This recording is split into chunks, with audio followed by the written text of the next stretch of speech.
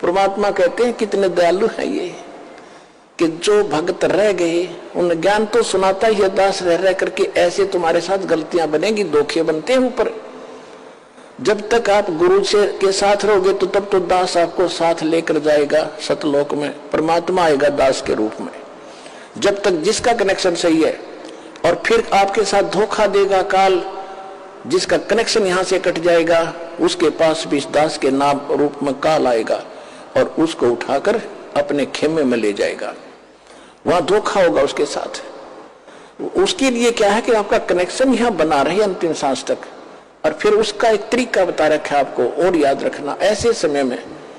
लेकिन उस समय तो तुम्हारी पार बसाएगी नहीं, क्योंकि आप यहां से कट चुके उसके खेमे में। हो ही जो जैसे समुद्री जहाज है, ये दास के शरण में, जो दास से उपदेश लेकर कबीर जी की शरण में आगे, तो आप समुद्री जहाज में बैठ गए और इस पूरे विश्व में सारा काल भरा है और इसके ऊपर एक है ये जहाज समुद्री। इससे जो नीचे उतर गया उधर डूबेगा। जहाज से नीचे उतरा तो जल है, डूबने वाला ही है। तो यहां से जो गया वो तो डूब गया, वो नहीं फिर बच सकता। इसलिए आप जी ने ये सावधानी बरतनी है कि यहां से आप बाहर गए तो सारे काम में बिगड़े हैं, तो फिर नहीं बाहर पड़ेगी। जब तक आप इसमें हो फिर वह बात आपका असर होगी नहीं। आप तो पार हो ही रहे हो, जहाज में बैठे हो, निकल जाओगे इससे बाहर भव सागर से। तो जिस समय आप यहां से चलोगे आप तो कनेक्टेड है, तो सही रास्ते से जाके त्रिकुटी पर पहुंचोगे। त्रिकुटी पर जाकर फिर 3 रास्ते बन जाते हैं। उसी त्रिकुटी पर काल का भी पूरा तामझाम है, वो भी धोखा देता है, इसी रूप में खड़ा हो जाता है। एक पॉइंट ध्यान रखना वहां पर, उस समय आप सतनाम का सिमरण शुरू कर देना।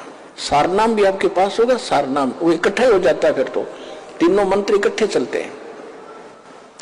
उस समय सिमरण जरूर करना, गुरु जी के चरणों में दंडवत प्रणाम करते। वहां जाकर आप देखोगे दास के रूप में भगवान मिलेंगे, कबीर जी, परमेश्वर जी। और वहां जाते दंडवत सभी करते ही है, तो दंडवत करते समय एक सिमरण अवश्य करना चाहिए। आप जब भी सिमरण करते हो एक सिमरण अवश्य करो सतनाम का, 10 सेकंड में हो जाता है।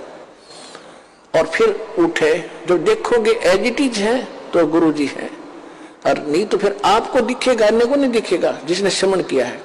तो उसका फिर तो आप जब देखोगे कि उस काल होगा पर दास के रूप में, तो उसका चेहरा बदला होगा। तो आप अपने आप सावधान हो सकते हो वहां पर भी, लेकिन वहां बनेगी कुछ नहीं, तारीफ बसाओगी कुछ नहीं, वो तो पकड़ कर फिर ले ही जाएगा। क्योंकि यहां से जो कनेक्शन कट गया वो फिर आगे काम नहीं करेगा। तो इसलिए आपसे को सावधान रखने के लिए करें। तो फिर काल क्या करेगा, वो गुरु रूप में, दास के रूप में धर्मराज के पास ले जाएगा। अकाउंट करो जी जैसे ओरिजिनल का होता है, और वहां से उसका करवा कटपट कि जी विष्णु लोक में चल। क्योंकि आप जो पहले मंत्र में जाप करते हो, 7 मंत्र में से 5 नाम इन्हीं देवताओं के हैं, गणेश जी का, ब्रह्मा सावित्री जी का, विष्णु लक्ष्मी जी का, और शिव और पार्वती जी का, दुर्गा जी का। ये 5 नाम आपके पास है। अब जो कमाई आप कर रहे हो तो आपकी डिपॉजिट होगी, आपके बैंक में है, अध्यात्म बैंक हृदय में है, 1 कॉपी ऊपर है, वहां चला जाता फैक्स। तब यहां से जाओगे तब आपको ब्रह्मा जी के लोक में भेज दिया कि पहले वहां जाओ, वहां पूंजी खत्म करोगे इस मंत्र की, कुछ तो यहाँ प्रयोग हो जाती है, इसमें से आपके यहाँ संसारिक सुख आपको इससे दिए जाते हैं। शेष बचे आप वहां जाओगे, वहां खाओगे। जब वहां खत्म हो जाएगी, ब्रह्मा की पूंजी खत्म हुई, वहां देवता बना रहोगे, उसके बाद आपको विष्णु जी के लोक में भेजा जाएगा। विष्णु जी की जब पूंजी आपके वहां खत्म हो जाएगी इस मंत्र की, उसके बाद आप शिव जी के लोक में जाओगे। शिव जी के मंत्र भी आपको दिया जाता है, वो समाप्त हो गया, फिर आप ब्रह्म लोक में जाओगे। वहां पर जो सतनाम के अंदर हम जाप करते हैं ओम मंत्र का, उसकी पूंजी ब्रह्म लोक में खाओगे। जब वहां समाप्त हो जाएगी, फिर उस काल ने के कर रखा है ब्रह्म लोक में अलखलोक, सतलोक, अलखलोक, अगम और अनामी लोक नकली बनवा रखे। उस दूसरे मंत्र की सतनाम की उन ऊपर के लोकों में आपकी पूंजी नाश कराओगा, और सार नाम की भी वही आपका उसको खराब कराने की चेष्टा करेगा। तो परमात्मा कहते हैं कि यदि अरे भले आदमी तुझे उस समय भी मेरी याद आ जा। ये ज्ञान जो दास आपको दे रहा है, क्या बता रहा हूं कि ऐसा धोखा ना करियो, बहुत बड़ा छलावा होगा तुम्हारे साथ। आप यहां से देवता बन जाओगे, पूंजी तुम्हारी होगी, कमीशन इनका होगा, ब्रह्मा विष्णु महेश का। उनके होटल में रहोगे, सारे ठाठ देंगे, पर पुण्य तुम्हारे होंगे और भक्ति कमाई नष्ट तुम्हारी हो रही होगी। तो परमात्मा कहते हैं तुमने यदि वहां जाकर भी याद आ गई मेरी, शिव मंडल ब्रह्मापुरी चाहे विष्णु लोक में हो, हमरे गुण भूल नहीं तो आन छुटाऊं तो।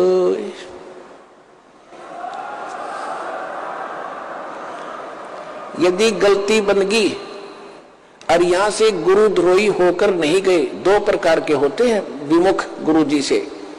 एक तो होता है गुरुद्रोही बन जाता है, यहां से जाकर निंदा करना, मेरे बारे में बुराई करना, बकवास करना, वो तो होगा गुरुद्रोही। एक वैसे ही छोड़ देता है लापरवाही में, किसी की बातों में आकर चल गुटी छुट्टी लाने लग गया, वो गुरुद्रोही नहीं हुआ।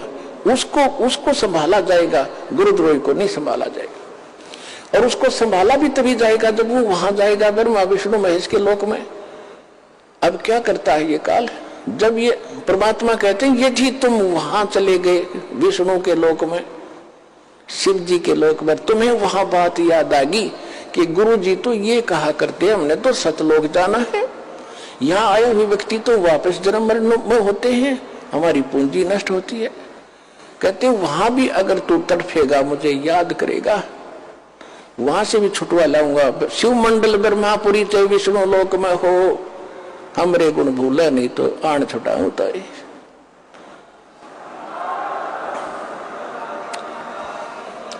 अब पुणात्माओं देखो, वो छुड़ा तो लिए, परमात्मा चले गए, दयालु है, उनका किसकी हिम्मत, छोड़ो भाई को।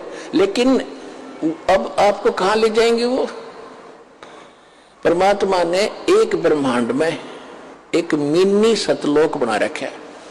जैसे प्रत्येक देश में एक राजभवन, राजदूत भवन होता है, ऐसा मालिक ने एक जगह बना रखी, वहां खुद रहते हैं, वो मिनी सतलोक है।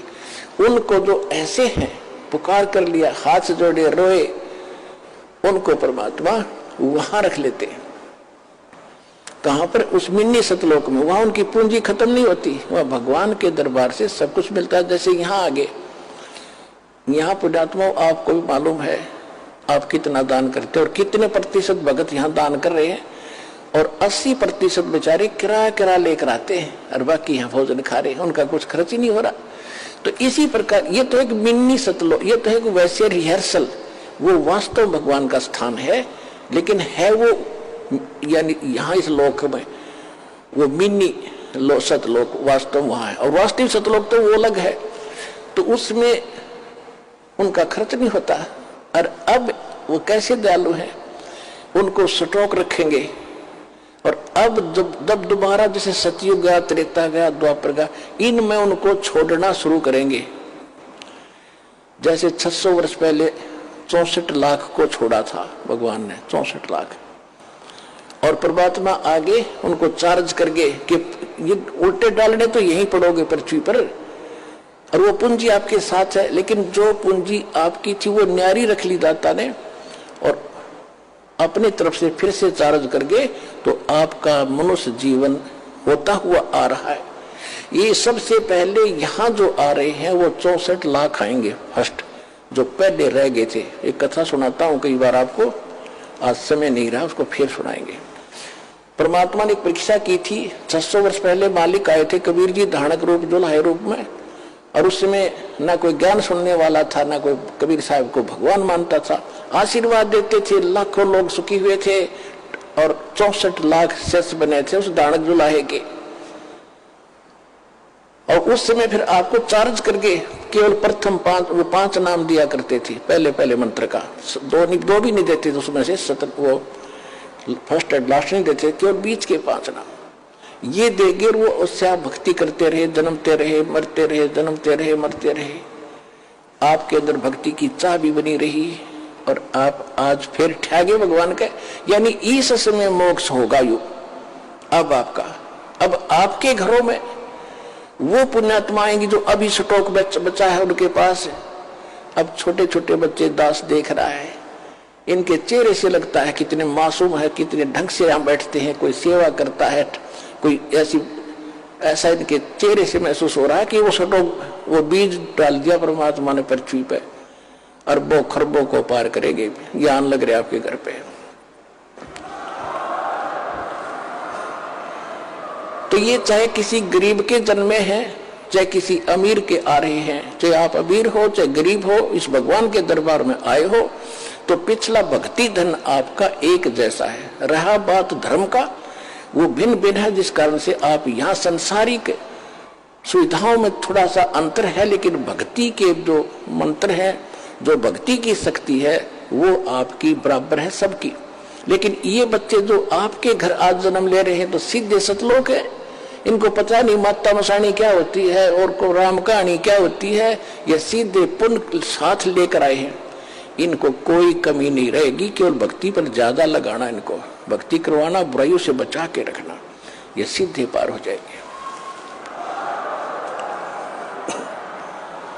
तो ये सभी मिलकर जो 64 लाख हैं, ये पहले ये होंगे, फिर पूरे विश्व में ये जाएगा ज्ञान। पूरा पृथ्वी पर परमात्मा की भक्ति उसके बच्चे किया करेंगे।